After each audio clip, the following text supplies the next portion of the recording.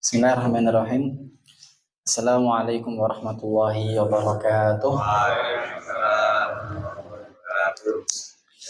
Innal hamdalillah nahmaduhu wa nasta'inuhu wa nastaghfiruh wa nastahdihi wa natubu ilaihi wa na'udzu billahi min syururi anfusina wa min sayyiati a'malina.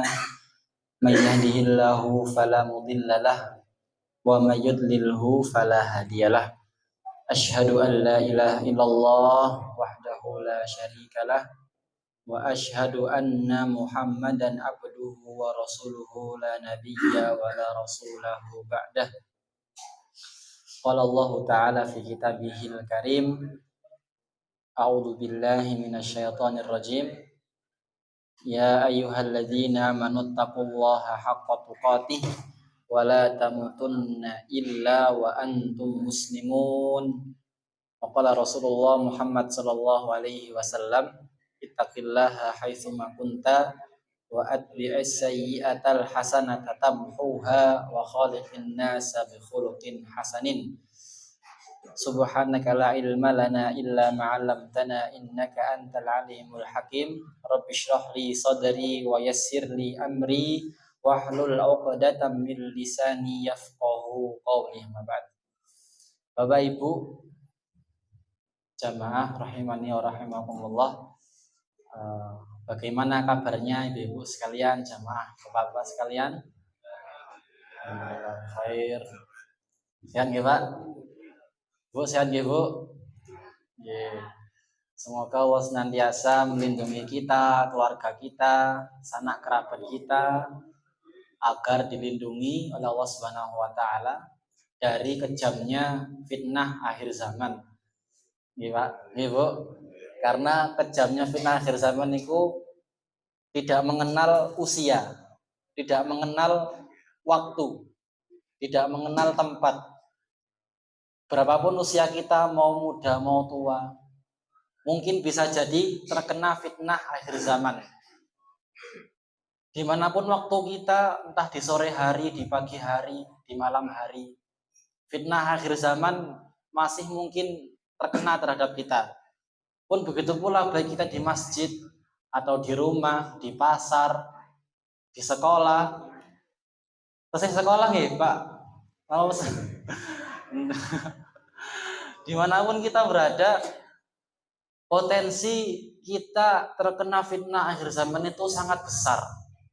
Kenapa demikian, Bapak Ibu sekalian?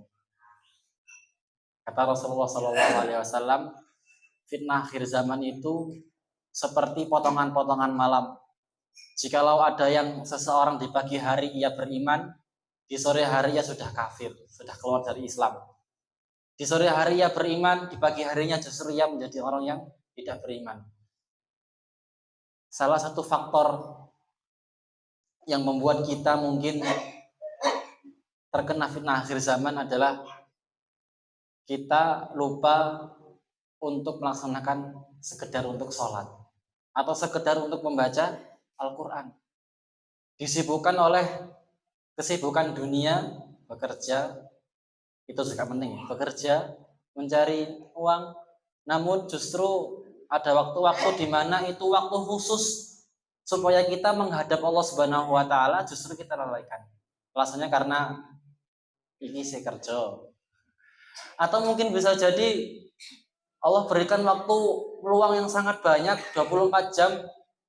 Di antara kita ada yang sudah tidak bekerja, itu tidak menggunakan waktunya untuk mungkin sekedar untuk membaca Al-Quran. Maka fitnah-fitnah itu, cobaan-cobaan tadi itu harus kita tangkis, harus kita lindungi. Lindungi dengan cara menjaga diri kita dari berbagai hal yang menimbulkan kemaksiatan. Salah satu caranya adalah ikut majelis ilmu, ikut belajar-belajar di kajian-kajian ilmu. Maka insya Allah seseorang yang senantiasa menjaga dirinya dengan ilmu Islam, ilmu agama, syariat Islam, menjaga maksudnya mengamalkan, bukan sekedar menjaga, mengamalkan syariat Islam, maka dia adalah orang-orang yang insya Allah Allah jaga. Maka mari kita bersyukur kepada Allah Subhanahu wa taala, karena syukur itu sangat penting. Kita sudah sering mendengar nasihat-nasihat para khotib Jumat, nasihat para mu'alim-mu'alim, guru-guru kita. Lain syakartum lazidannakum, kata Allah Subhanahu wa taala. Kalau kita mau bersyukur, Allah akan tambahkan nikmat tersebut. Walain kafartum inna adzabi lasyadid. Dan sungguh kalau kita kufur, Allah bakal mengadab kita. Maka Bapak Ibu jamaah rahimani wa rahimakumullah, pertanyaannya, dari sekian banyak waktu yang Allah berikan kepada kita, berapakah persen yang sudah kita berikan kepada Allah Subhanahu wa taala? Berapakah waktu luang yang sudah kita berikan kepada Allah Subhanahu wa taala untuk sekedar menambah amal ibadah? Karena mungkin bisa jadi Allah berikan waktu yang sangat panjang justru tidak dimanfaatkan dengan sebaik-baiknya. Maka memang paham kalau kita bersyukur itu bakal ditambahkan nikmatnya. Namun seringkali pemahaman tadi itu tidak dibarengi dengan amal keseharian. Maka Bapak Ibu jamaah rahimakumullah, kami pribadi mewasiatkan atau mengajak kepada Bapak Ibu sekalian untuk senantiasa bersyukur atas segala kenikmatan yang telah Allah berikan kepada kita. Kalaupun kita mampu menghitungnya, tidak akan mampu kita menghitungnya. Wa in ta'uddu ni'matallahi la tuhsuha. Kalau kita ingin menghitung nikmat Allah Subhanahu wa taala, itu tidak akan pernah bisa. Bayangkan, Pak, dari semenjak Nabi Adam sampai kelak manusia terakhir, Allah jamin rezekinya, Allah jamin nikmatnya, Allah jamin jodohnya, Allah jamin pula kematiannya. Tidak akan pernah luput, tidak akan pernah meleset. Allah mampu seperti itu. Maka kita sebagai hambanya pun harus mengoptimalkan diri kita untuk mempersembahkan yang terbaik. Karena kullu nafsin dha'iqatul maut. Setiap yang bernyawa, baik manusia, baik hewan, makhluk yang bernyawa pasti akan yang merasakan yang namanya kematian. Maka mari kita senantiasa mempersiapkannya. Kata Abdullah bin Umar, kalau nggak salah, itu pernah mengatakan, kata Rasulullah SAW, ini sebuah hadis kita. Orang yang cerdas itu al-kaisu mandana nafsahu wa amila lima ba'dal maut. Orang yang cerdas itu bukan yang punya titel insinyur, profesor. Orang yang cerdas sesungguhnya, orang yang cerdas dunia dan akhirat, al-kaisu mandana nafsahu. Orang yang cerdas itu orang yang mampu menahan hawa nafsunya. Wa amila lima ba'dal maut, dan ia beramal mempersiapkan diri untuk kehidupan setelah kematian. Nah, maka mari kita senantiasa mempersiapkan kematian kita. Gak usah perlu jauh-jauh sekolah kita dapat titel almarhum semua, Pak. Almarhum. Maka mari kita senantiasa bermuhasabah dan jangan sampai kita terbawa oleh godaan syaitan. Kedua kalinya salam dan salam semoga senantiasa Allah curah limpahkan kepada baginda besar Muhammad Shallallahu Alaihi Wasallam, sosok manusia yang terbaik yang Allah utus untuk menyempurnakan akhlak, yang mana beliau adalah Rasul terakhir, Khatimul Anbiya wal Mursalin, penutup para nabi dan para rasul. Tugas beliau bukan hanya sekedar untuk mengurusi satu umat saja, bukan hanya untuk mengurusi umat di Makkah dan Madinah saja, namun tugas beliau itu wa ma arsalnaka illa rahmatan lil alamin. Tidaklah aku Allah Subhanahu wa taala mengutus Nabi Muhammad sallallahu alaihi wasallam illa rahmatan lil alamin, kecuali sebagai rahmat untuk seluruh alam. Jadi bukan hanya sekedar kita sebagai orang beriman, Bapak Ibu sekalian. Illa rahmatan lil alamin, semua alam. Baik orang-orang yang kafir maupun orang-orang yang beriman. Allah utus Rasulullah Muhammad sallallahu alaihi wasallam sebagai rahmat bagi kita semuanya. Maka mari kita bersyukur sekali lagi Bapak Ibu sekalian menjadi umatnya Nabi Muhammad. Kita harus bersyukur menjadi umatnya Nabi Muhammad. Karena hanya beliaulah yang bisa memberikan syafaat kepada kita kala di hari kiamat. Di mana umat-umat nabi-nabi sebelumnya tidak bisa meminta syafaat kepada nabinya. Namun hanya Nabi Muhammadlah yang mencari-nyari kaumnya agar diberikan syafaat kepadanya. Maka mari kita senantiasa bersalawat, dan yang paling penting bukan hanya bersalawat Bapak Ibu sekalian, yang paling penting adalah kita mengamalkan sunnah-sunnah beliau. Kalau kita cuma bersalawat saja tanpa mengamalkan amal sunnah-sunnahnya, tanpa meneladani cara hidupnya, maka itu sama saja tidak ada artinya. Namun di samping salawat yang kita senantiasa haturkan kepada beliau, mari kita iringi amal-amal kita dengan amal-amal yang sunnah, amal-amal yang jelas dasarnya dari Nabi Shallallahu Alaihi Wasallam. Karena banyak Bapak Ibu sekalian dalil-dalil yang bersumber dari Nabi namun palsu. Apa? Ngapunten, salah. Ada dalil-dalil yang itu dikatakan ini hadis, namun justru ini adalah sesuatu hal yang tidak berasal dari Rasulullah Muhammad Shallallahu Alaihi Wasallam. Banyak bid'ah, banyak sekali hal-hal yang baru yang tidak ada sumber dari Nabi Muhammad Shallallahu Alaihi Wasallam. Maka kita harus benar-benar mensteril amal-amal kita. Yang benar-benar sunnah kita jalankan, yang tidak ada sumbernya, yang bid'ah kita tinggalkan. Bapak Ibu jamaah rahimani wa rahimakumullah, kami diminta oleh Bapak Takmir dan jajarannya untuk sedikit kita mengulas Bapak Ibu sekalian. Kita sedikit mempelajari tentang sejarah hidup. Ya. Sejarah hidup sinten? Nabi Muhammad SAW. Namun sejarah hidup Nabi Adam. Kita bukan namanya gitu. Insya Allah kita bakal hari ini kita akan mengkaji sedikit permulaan, muqaddimah. Bagaimana kita bisa mengetahui siapa sih Rasulullah itu, siapa sih Nabi Muhammad itu. Jangan-jangan kita sudah hidup berpuluh-puluh tahun belum kenal siapa sih Nabi Muhammad itu gitu. Coba yang mungkin tahu Bapak Ibu sekalian yang tahu nasabnya beliau ya, sampai ini. Seberapa Pak? Oke, kalau saya tahu. Nabi Muhammad itu nasabnya sangat tinggi sama Nabi Adam. Namun yang mutafakun alaihi, yang disepakati nasabnya itu sekitar 12 nasab. Saya juga betul apa nih? Muhammad bin Abdullah bin Abdul Muthalib bin Hashim bin Qusay bin Kilab. Nah, itu 6, kalau nggak 7 nasab beliau.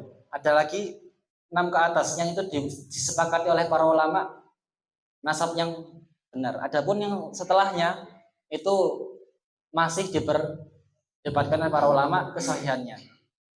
Maka Bapak Ibu jamaah rahimani wa rahimakumullah, kita harus tahu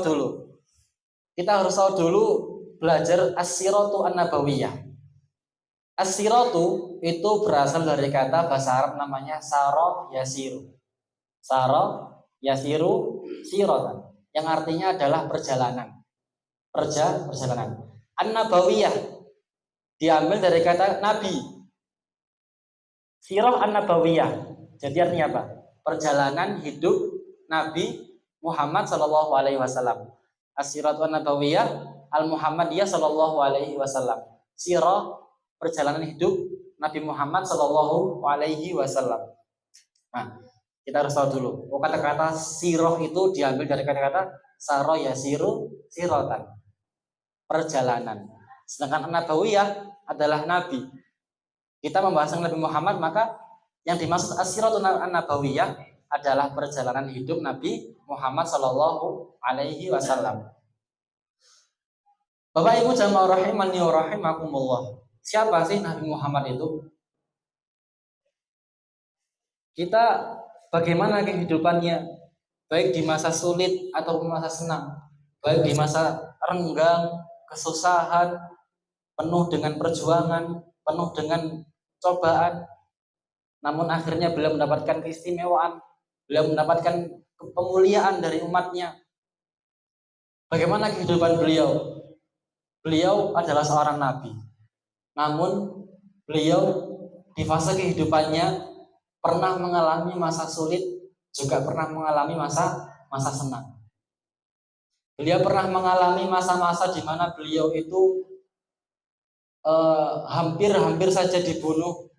Beliau juga pernah mengalami fase di mana beliau dimuliakan oleh umatnya. Di fase-fase awal di masa Mekah, dakwah di Mekah selama 10 tahun, beliau serta-merta dicaci oleh kaumnya. Banyak dari kaumnya yang membenci dengan beliau. Padahal beliau Shallallahu Alaihi Wasallam itu terkenal dengan julukan Al-Amin, orang yang dipercaya. Namun justru ketika risalah dakwah itu sampai kepada Nabi Muhammad Shallallahu Alaihi Wasallam, Orang-orang Mekah, kaum musyrikin Mekah, Quraisy Mekah, yang mau menerima dakwah beliau hanya segelintir orang. Dari seorang lelaki ada Abu Bakar As-Siddiq. Dari seorang anak-anak namanya Ali bin Abi Thalib. Dari kalangan perempuan ada Khadijah binti Khuwailid. Dari kalangan budak ada Zaid bin Haritha. Nah, hanya orang-orang yang terdekat dengan beliau, hanya orang-orang yang sedikit segelintir orang yang mau menerima dakwah beliau di masa-masa awalnya. Baru menerima risalah, langsung diberikan ujian yang sangat besar berupa dakwah Islam, berupa dakwah yang harus disampaikan kepada kaum musyrikin pada saat itu. Bapak Ibu jamaah rahimani wa rahimakumullah. Ini menunjukkan bahwasannya Nabi Muhammad sendiri itu pernah diuji. Jadi kita kalau diuji itu jangan sampan ya, jangan mengeluh. Rasul saja juga diuji, maka kita juga manusia biasa pasti bakal diuji. Namun perbedaannya di sini Bapak Ibu sekalian. Perbedaannya adalah bagaimana kita bisa merespon setiap ujian itu sebagaimana responnya Rasulullah Muhammad SAW. Maka Rasulullah pernah bersabda, al-mu'minu kulluhu lahu khairun wa laysa dzaka li ahadin illa lil mu'min. In asabahu sarra'u syakara fakana khairun lahu wa in asabahu dharra'u sabara fakana khairan lahu. Rasulullah pernah mengatakan, orang mukmin itu terkumpul di dalamnya semua aspek kebaikan. In asabahu sarra'u fasyakarallahu fakana khairan lahu. Jikalau ia diberikan sebuah kenikmatan, sebuah kesenangan, ia bersyukur. Wa in asabahu darra'u fasabara. Kalau Allah berikan ujian dia sabar, fakana khairan lahu. Itu juga baik baginya. Nah, dari sini kita lihat bagaimana Rasulullah SAW ketika diberikan kesenangan beliau mampu bersyukur, kalau diberikan ujian beliau mampu bersabar. Pak, Bu, kira-kira nikmat itu ujian apa mboten? Ujian nggih. Nikmat itu ujian apa mboten Bapak Ibu sekalian? Ujian nggih. Para ulama itu, Bu, Pak, dulu para ulama itu lebih takut Allah berikan ujian kesenangan daripada ujian kesabaran. Maksudnya apa? Para ulama zaman dahulu itu lebih takut kalau Allah berikan nikmat, mereka nggak mampu untuk bersyukur. Mereka lebih senang kalau diberikan ujian, maka sabar itu adalah pilihan yang utama. Kalau kita senang gitu, kita diberikan kesenangan, diberikan kenikmatan, itu seringkali melupakan Allah Subhanahu wa taala. Tapi kalau diberikan ujian mungkin sakit perut atau mungkin sakit gigi, itu sudah paling mentok-mentok itu ya sabar. Sudah diberikan ujian, sudah diberikan obat. Misalkan kita sakit gigi sudah berobat 5 kali 6 kali kok masih sakit, ya sudah sabar. Pilihannya cuma sabar. Tapi kalau diberikan nikmatan, banyak sekali godaannya. Maka para ulama zaman dahulu itu benar-benar mengikuti bagaimana Rasulullah SAW diberikan kesenangan, mampu untuk bersyukur, dan ketika diberikan ujian mampu untuk bersabar. Maka Bapak Ibu jamaah rahimani wa rahimakumullah, perbedaannya kita dengan Nabi Muhammad SAW, persamaannya dulu, kita sama-sama Allah berikan ujian. Beliau Nabi Muhammad SAW diberikan ujian, kita juga diberikan ujian. Beliau juga diberikan kesenangan, kita juga diberikan kesenangan. Namun respon yang harus kita berikan, yang harus kita tampilkan dalam kehidupan sehari-hari, ketika diberikan kesenangan mampu untuk bersyukur, ketika diberikan cobaan mampu untuk bersabar. Itulah kunci hidupnya Nabi Muhammad Shallallahu Alaihi Wasallam. Bapak Ibu jamaah rahimani wa rahimakumullah. Bapak Ibu, saya berikan pertanyaan. Kenapa kok namanya Nabi Muhammad, kok nggak namanya misalkan Abdul Uzza atau mungkin Abdul Lata atau mungkin nama-nama orang-orang Quraisy pada zaman saat itu? Umumnya kan namanya Abdul Uzza, Abdul Lata, Hashim, Zaid. Kok ada seseorang bayi yang terlahir diberikan nama Muhammad, diberikan nama Muhammad SAW. Tidak pernah terdengar namanya sekalipun dalam sejarah Arab. Tidak pernah seorang bapak itu memberikan nama anaknya yang laki-laki itu dengan nama Muhammad, nggak pernah. Namun ketika Rasulullah Muhammad SAW lahir diberikan nama Nabi Muhammad, maka Bapak Ibu itu sudah zaman dahulu, sudah dari dulu isyarat Quran Rasulullah itu sudah dinamai nama Muhammad. Bahkan di kitab selain Al-Quran, kitab Taurat, itu disebutkan bahwasannya dalam Al-Quran surat As-Saff ayat yang ke-6, wa id qala Isa bin Maryam ya bani Israila, wahai bani Israel, kata Nabi Isa alaihissalam, nanti bakal datang seorang nabi ismuhu Ahmad, namanya Ahmad, mubasysyiran bi kalimatin mubasysyiran, nanti kalau lupa nggih Pak ngapunten nggih. Nabi Isa alaihissalam dalam Al-Quran As-Saff ayat 6 menyebutkan bahwasanya beliau mengatakan kepada kaumnya, wahai Bani Israel, nanti itu bakal datang satu nabi terakhir setelahku yang namanya Ahmad.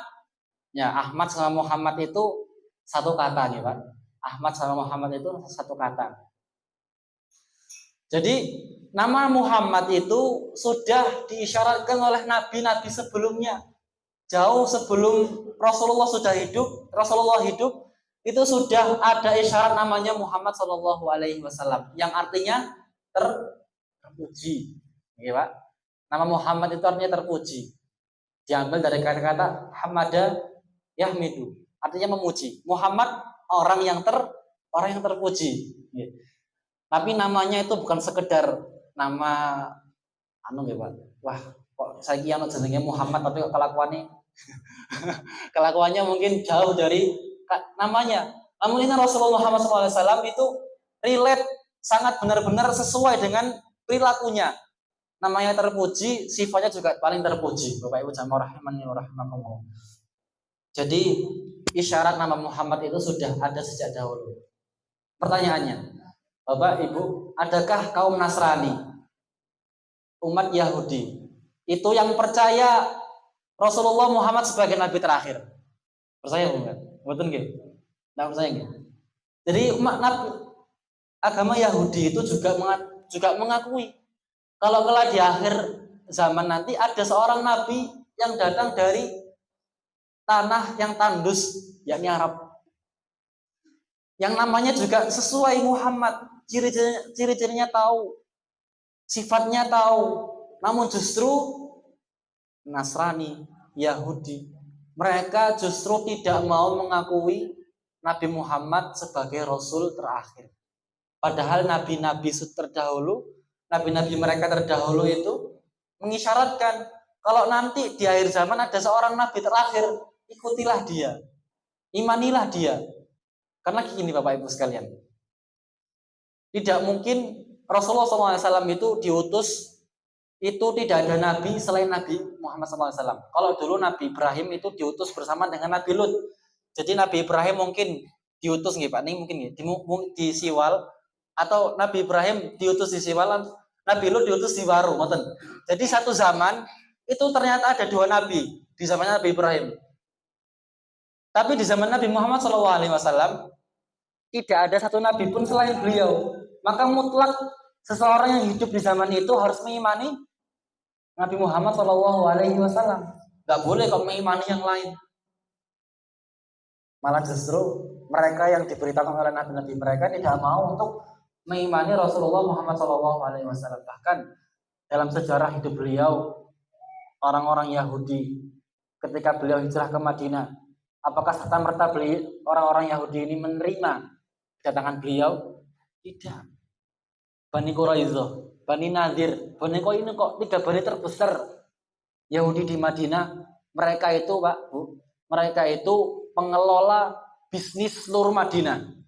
Jadi orang-orang Madinah itu waktu itu bosnya yang paling besar, tuan tanahnya itu orang-orang Yahudi, 3 bani ini. Namun ketika Rasulullah datang, berubah 100%, 360 derajat. Yang mana mereka 3 orang Yahudi, 3 kelompok Yahudi ini itu penguasa bisnis. Ketika beliau datang, beliaulah adalah seorang nabi yang menguasai bukan hanya bisnis, bahkan hatinya masyarakat juga dikuasai oleh Muhammad SAW. Maka orang-orang Yahudi sangat benci dengan beliau. Padahal mereka tahu ini seorang nabi. Ini seorang nabi. Tapi mereka nggak mau beriman kepada nabi tersebut. Sebagaimana dalam sebuah riwayat dikatakan, Umar bin Khattab itu pernah bertanya kepada Abdullah bin Salam.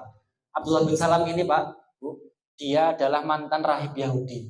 Mantan Yahudi. Jadi kalau dikatakan rahib Yahudi itu orang pintar, orang cerdasnya, ulamanya Yahudi lah, orang yang paham. Abdullah bin Salam. Ketika beliau masuk Islam, beliau kan orang cerdas, pasti otomatis tahu ini nabi terakhir. Alhamdulillah beliau diberikan hidayah untuk masuk Islam. Suatu ketika Umar bin Khattab pernah bertanya kepada Abdullah bin Salam, Abdullah bin Salam, kamu kan orang Yahudi dulu. Apakah kamu ini tahu kalau ini tuh Nabi Muhammad? Sebagaimana kamu tahu anakmu sendiri. Abdullah bin Salam mengatakan, na'am wa aksar. Iya, aku tahu beliau adalah seorang Rasul. Bahkan aku lebih tahu kalau beliau seorang Rasul daripada kalian. Aku lebih banyak tahu kalau beliau itu Nabi Muhammad dibanding kalian kelak di masa Yahudi. Nah, alhamdulillah Abdullah bin Salam ini diberikan Allah hidayah untuk masuk kepada agama Islam dan diberikan hidayah kepada orang-orang yang lain, umat Yahudi yang lain. Maka Bapak Ibu jamaah rahimani wa rahimakumullah, dalam surat Al-Baqarah disebutkan bahwasannya alladzina atainahumul kitaba ya'rifunahu kama ya'rifuna abna'ahum. Ayat 174 surah Al-Baqarah. Alladzina atainahumul kitab, orang-orang yang diberikan kitab kepadanya, ahlu kitab. Ya'rifunahu kama ya'rifuna abna'ahum. Mereka tahu, ya'rifunahu, mereka tahu Nabi Muhammad ini adalah seorang rasul. Kama ya'rifuna abna'ahum, sebagaimana mereka mengetahui anak-anak mereka. Jadi mereka mengetahui Nabi Muhammad adalah seorang rasul sebagaimana mereka mengetahui anak-anak mereka. Sudah tahu ciri-cirinya, sudah tahu bagaimana sifatnya, sudah tahu bagaimana jalan hidupnya, pasti bakal menang. Namun justru alladzina atainahumul kitab itu tidak mengimani Rasulullah Muhammad SAW. Maka hanya segelintir orang, Bapak Ibu sekalian, selama beliau berdakwah 23 tahun, 10 tahun di Mekah, 13 tahun di Madinah, itu masih terbilang belum mencukupi. Padahal Rasulullah itu wa ma arsalnaka illa rahmatan lil alamin. Namun dakwah beliau bukan belum maksimal nih, Pak. Masih perlu estafet perjuangan dari kita semuanya. Masih perlu perjuangan dari kita semuanya. Perjuangan menyebarkan dakwah Islam itu bakal terus ada sampai akhir zaman. Peperangan antara yang hak dan yang batil bakal senantiasa ada sampai maut memisahkan kita, sampai kelak akhir zaman. Semenjak Rasulullah diutus sampai kelak manusia terakhir, risalah kenabian berupa dakwah itu masih menjadi beban tanggung jawab kita semuanya. Minimal kita itu adalah pemimpin keluarga masing-masing, ya Pak. Kita adalah pemimpin keluarga masing-masing. Maka kita benar-benar menjadikan peran kita sebagai pemimpin, ya dakwah, ya pemimpin, ya pendakwah, ya pengajar, ya pembimbing keluarganya sendiri untuk bisa mengikuti syariat Allah Subhanahu wa taala. Tugas lebih besar lagi mungkin Bapak Tamir dan lain sebagainya. Punya tanggung jawab untuk mengajak para jamaah di masjid, untuk mengajak para jamaah untuk memakmurkan masjid. Maka Bapak Ibu jamaah rahimani wa rahimakumullah, memang sedikit yang beriman kepada beliau, namun perjuangan itu belum selesai. Perjuangan berdakwah itu masih ada sampai kelak akhir zaman, minimal sampai kita dijemput Allah Subhanahu wa taala dengan kematian. Namun kalau kita menyaksikan akhir zaman, maka sampai saat itulah risalah kenabian akan berlanjut dipegang oleh tangan kita masing-masing, Bapak Ibu jamaah rahimani wa rahimakumullah. Yang kedua, poin yang ketiga. Kita kalau belajar sirah itu mendapatkan contoh terbaik, manusia paling terbaik, manusia yang paling memiliki perilaku budi pekerti terbaik. Allah berfirman dalam surat Al-Ahzab ayat ke-23, laqad kana lakum fi Rasulillah uswatun hasanatun liman kana yarjullaha wal yaumil akhir. Laqad kana lakum, sungguh telah datang kepada kalian uswatun hasanatun. Uswah hasanah, tujuan atau contoh terbaik. Liman kana yarjullaha wal yaumal akhir, bagi mereka yang mengharapkan Allah Subhanahu wa taala, mengharapkan hari akhir. Rasulullah diutus dengan perilaku yang terbaik. Uswatun hasanatun. Uswah, contoh yang paling terbaik bagi mereka yang menghendaki pertemuan dengan Allah Subhanahu wa taala dan hari kiamat. Bapak Ibu, kira-kira kita menghendaki enggak bertemu dengan Allah? Kepengin nggih? Kita kepengin nggih? Nah, uswatun hasanatun. Rasulullah Muhammad SAW harus kita jadikan sebagai contoh tauladan yang paling terbaik yang kita utamakan dari mungkin orang-orang pintar zaman saat ini. Bapak Ibu jamaah rahimani rahimakumullah, banyak sekali orang di luar sana yang mengaku dirinya umat Nabi Muhammad, namun idolanya bukan Nabi Muhammad. Banyak sekali orang-orang di sana itu yang mengatakan bahwasanya aku mengharapkan syafaat Nabi Muhammad, namun justru ia tidak, idolanya bukan Nabi Muhammad SAW. Banyak anak-anak muda, semoga anak-anak kita terjauhkan ya Pak dari fitnah ini. Banyak anak-anak muda itu yang idolanya bukan Nabi Muhammad lagi, melainkan para artis-artis ya Pak. Banyak sekali mungkin kalau dengan tahu K-pop Semarang ya Pak Bu, itu artis Korea. Banyak sekali anak-anak muda zaman sekarang itu yang mengidolakan mereka, bahkan sampai mengikuti gaya hidup mereka, pola hidup mereka. Mereka pakai baju setengah telanjang dipakai, mereka pakai baju topi yang tidak sesuai syariat dipakai, pakai kalung, pakai gelang dipakai, mengikuti idolanya orang-orang yang tidak mengakui Allah sebagai Robnya. Maka bagaimana seseorang itu dikatakan sebagai umat beliau Shallallahu Alaihi Wasallam? Kalau dalam berpakaian saja, itu tidak menjadikan uswah hasanahnya Rasulullah Muhammad Shallallahu Alaihi Wasallam. Padahal beliau Pak Bu itu memberikan contoh bagaimana cara berpakaian, bagaimana cara makan, cara masuk kamar mandi, keluar kamar mandi, masuk masjid, keluar masjid, cara sholat, cara berpuasa. Semua Rasulullah tunjukkan, contohkan sebagai teladan bagi kita. Lantas bagaimana kita mencari yang lain? Mengapa kita mencari yang selain dari ajaran Rasulullah Muhammad SAW? Bapak Ibu sama rahimani wa rahimakumullah. Beliau adalah uswatun hasanatun. Beliau itu seorang bapak, seorang suami. Beliau juga seorang komandan perang. Beliau juga seorang imam sholat. Beliau adalah seorang khotib Jumat. Beliau adalah seorang perwira yang hebat. Beliau seorang pemimpin, bukan sekedar pemimpin yang embel-embel gitu Pak. Kita mungkin zaman sekarang Bapak Ibu rahimahullah punya pemimpin yang kurang maksimal.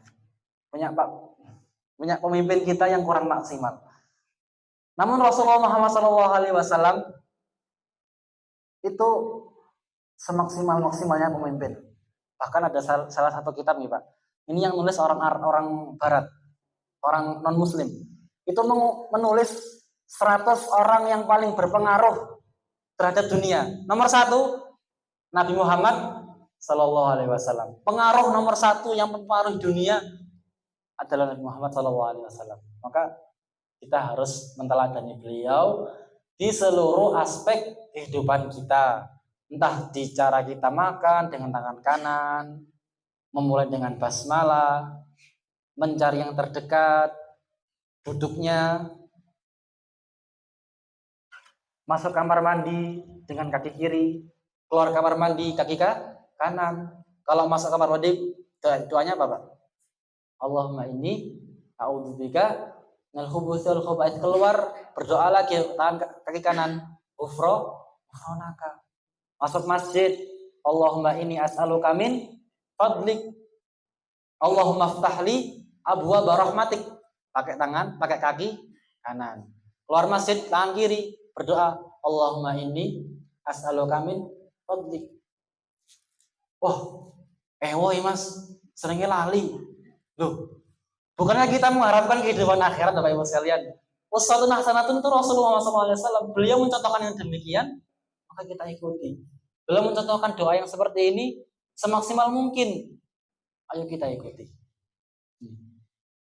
Dalam berpakaian dimulai dengan tangan kanan, tangan kiri. Nah, dengan harapan bukan sekedar pamer. Ini bukan pamer, Bapak. Ini bukan aku disangka orang wah iki ustadz ya. Oh iki wong alim. Jangan Bapak Ibu sekalian. Mari kita berpikiran saya ikuti Nabi Muhammad ini itu semata-mata karena beliau manusia terbaik. Semata-mata hanya karena ingin berjumpa dengan Allah kelak di hari kiamat. Maka poin yang ketiga, kalau kita belajar sejarah Nabawiyah, kita bakal tahu, oh ternyata beliau begini. Oh ternyata beliau itu mencontohkan yang kayak gini. Dengan harapan kita mau mengikutinya dengan semaksimal yang kita bisa, dengan semaksimal yang kita mampu. Terkadang gini Bapak Ibu sekalian, oh Mas, aku ini ora iso, misalkan aku nggak bisa mengamalkan amal sunnah yang ini, kemudian tidak dicoba dan ditinggalkan. Maka mari kita mungkin sekali dua kali mencoba sunnah-sunnah beliau Sallallahu Alaihi Wasallam. Kita mencoba amalan-amalan sunnah yang diterima oleh Muhammad Sallallahu Alaihi Wasallam. Tidak perlu semuanya Bapak Ibu sekalian. Yang penting kita mengamalkan satu dan istiqomah. Kalau bisa dua, bagus. Bisa tiga istiqomah, bagus. Bisa empat istiqomah, bagus. Kuncinya satu istiqomah. Kalaupun kita bisa mengamalkan satu amalan dari Rasulullah SAW, misalkan kita rutin sholat duha nih Pak Bu. Kita rutin sholat duha karena ini adalah sunnah. Rutin sholat duha. Nah, itu sudah yang terbaik. Kita mungkin rutinnya puasa Senin Kamis, belum bisa puasa Daud. Tidak apa-apa, kita mengamalkan yang satu dulu, istiqomah. Namun terkadang kita itu beramal yang banyak, habis itu besoknya udah malas. Kami juga mungkin merasakan demikian. Beramal yang banyak, sholat duha 8 rakaat, besoknya bolong. Yang diharapkan oleh Rasulullah, Allah Subhanahu Wa Taala itu kita ikut beliau, mengimani beliau dengan mengamalkan hal sekecil apapun itu, namun syaratnya adalah istiqomah. Istiqomah itu terus menerus, continue. Setiap hari ada amalannya. Hari ini kita salat 2 rakaat, besok 2 rakaat lagi dan seterusnya. Kita mengusahakan yang satu dulu agar bisa mengamalkan yang lainnya. Oke, Bapak Ibu jamaah rahimani wa rahimakumullah. Poin yang selanjutnya adalah kenapa kita belajar sirah nabawiyah? Karena kita itu bisa tahu, oh ada ayat Al-Quran itu yang turun berkenaan dengan peristiwa hidup Rasulullah Muhammad SAW. Terkadang kita membaca membaca Al-Quran, kok ini itu apa sih maksudnya? Kok ini itu tujuannya Allah berfirman demikian itu kenapa sih? Nah, dengan mempelajari sirah nabawiyah, kurang lebih kita bisa mengetahui asbabun nuzul dari ayat tersebut. Kita bisa mengetahui sebab turunnya ayat itu dengan mengetahui perjalanan hidup Nabi Muhammad SAW. Contohnya dalam surat Abasa wa tawalla an ja'ahul a'ma wa ma yudrika la'allahu yazakka aw yadzakkaru fatanfa'ahu dzikra amma man istaghna fa anta lahu tasadda wa ma 'alaika alla yazakka. Pak, Bu, surat Abasa itu turun sebagai kenapa turunnya? Ada yang tahu? Sinten, Pak? Oh, nggih, terus. Sinten, Bu? Nggih. Suatu ketika Bapak Ibu jamaah rahimahumullah, surat ini turun itu sebagai teguran. Sebagai teguran. Oh, Nabi Muhammad SAW pernah ditegur oleh Allah Subhanahu Wa Taala. Bedanya kalau beliau langsung diingatkan oleh Allah Subhanahu Wa Taala. Tapi kalau kita mungkin yang negur kadang nggak ada nih Pak. Tapi kalau Rasulullah ngomong kesalahan, Allah yang langsung tegur. Ketika itu Bapak Ibu sekalian, beliau kedatangan pemuka Quraisy yang saat itu masih kafir, masih musyrik, masih belum mau mengimani Allah dan Rasulullah, masih belum mau mengimani Allah dan Rasulullah. Gimana Pak perasaan kita? Misalkan kedatangan tamu agung, presiden ini. Kita kedatangan presiden di rumah kita. Kira-kira kita seneng nggak Pak? Senang nggih? Kedatangan presiden ini nggih. Wah, ojo-ojo kok DKI. Engko oleh serangan fajar ya. Sudah sebagai fitrah seorang nabi, fitrah manusia. Kedatangan tamu mulia yang itu berpotensi kalau masuk Islam itu bakal semua masyarakat Quraisy ikut masuk Islam semua. Pemuka Quraisy ini Pak datang kepada Muhammad SAW. Bersamaan dengan demikian, dengan misalkan Pak, kedatangan presiden. Kemudian setelah kedatangan presiden itu ada seorang pengemis yang sekedar untuk minta sedekah dari jenengan. Kira-kira jenengan seneng nggak mboten? Wah ini presiden kok malah ono pengemis bajunya compang-camping, iki malah njaluk opo? Fitrah manusia Pak, Pak Bu. Fitrah manusia, wih, ini ada orang yang lebih penting yang harus kita jamu. Ada orang yang lebih penting yang harus kita layani. Oh, aku gak mau melayani yang seperti itu. Nabi Muhammad sebagai fitrah seorang manusia itu demikian. Kita kedatangan pemuka Quraisy. Ada datang kepada beliau pula seorang yang tua dan buta matanya. Namanya Abdullah bin Umi Maktum. Sinten Pak Bu? Abdullah bin Umi Maktum. Kelak beliau itu adalah sering mengganti beliau ketika beliau berperang sebagai wakilnya di Madinah sekaligus muadzin. Jadi kalau dulu Pak, di sini juga ada nih Pak, azan jam 3 itu enten nggih? Dulu juga demikian. Azan jam 3 itu ada namanya Bilal bin Rabah, terus azan subuh Abdullah bin Umi Maktum. Jadi dulu itu Pak, nggak ada jam 3 azan pertama, azan awal. Jam 4 azan subuh, azan kedua. Dulu itu kalau yang azan Bilal, oh ini pasti azan pertama. Tandanya orang harus bangun untuk qiyamul lail. Kalau azan kedua, Abdullah bin Maktum, oh ini adalah pertanda sholat subuh. Nah, kalau dulu seperti itu. Jadi ada dua muazin di zaman Rasulullah SAW. Kembali ke tadi Pak. Kedatangan seorang yang buta, sedangkan beliau menjamu tamu agung, tamu yang mulia. Yang Rasulullah mengharapkan kepada tamu mulia ini agar ia mau masuk Islam, agar ia mau untuk menerima dakwah Rasulullah Muhammad SAW, sehingga seluruh kaum Quraisy mau menerima dakwah beliau. Abasa wa tawalla. Beliau berpaling seraya bermuka masam. Kedatangan Abdullah bin Umi Maktum langsung ditegur oleh Allah Subhanahu wa taala.